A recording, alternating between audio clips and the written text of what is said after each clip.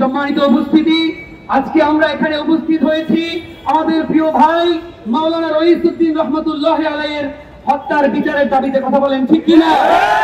রইসউদ্দিন শুধুমাত্র সুন্নি কিংবা ওয়াহাবি এটা বুঝি না, রইসউদ্দিন একজন আলেম দ্বীন ছিল। কথা বলেন ঠিক কিনা? একজন মসজিদের ইমাম ছিলেন। কথা বলেন ঠিক কিনা? একজন মসজিদের খতিব ছিলেন। কথা বলেন ঠিক কিনা? ধর্মীয় নেতা ছিলেন। অতএব রইসউদ্দিনের বিচার, এই বাংলার রইসউদ্দিনের হত্যার বিচার এই বাংলার জমিনে করতে হবে। কথা বলেন ঠিক কিনা? সম্মানিত হাজিরিন, রইসউদ্দিন এই দেশে তার হত্যাকাণ্ড হয়েছে শুধুমাত্র সে সুন্নিয়াতের কথা বলতো। কথা বলেন ঠিক কিনা? সে আউলিয়া কেরামের প্রেমিক ছিল। কথা বলেন ঠিক কিনা? সে আউলিয়া কেরামের বিদ্বেষী নতুন করে জন্ম নিয়েছে। অথচ এদেশে 1,24,000 পয়গম্বরের কোন পয়গম্বর আসেন নাই। লক্ষাধিক সাহাবীর মধ্যে তেমন কোন উল্লেখযোগ্য সাহাবী আসেন নাই। সিয়াসেত্তার 6 জন মুসান্নিফ দেশে আসেন নাই।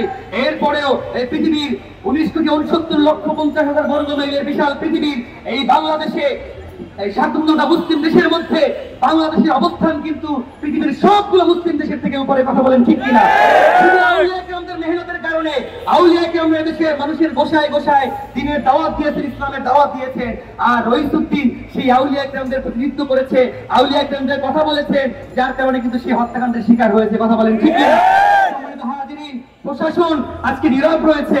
এই প্রশাসনের কাছে আমাদের অনুরোধ থাকবে যে রইসউদ্দিন হত্যার সাথে যারা জড়িত আছে তাদেরকে অনতিবিলম্বে গ্রেফতার করে দৃষ্টান্তমূলক শাস্তির ব্যবস্থা করুন।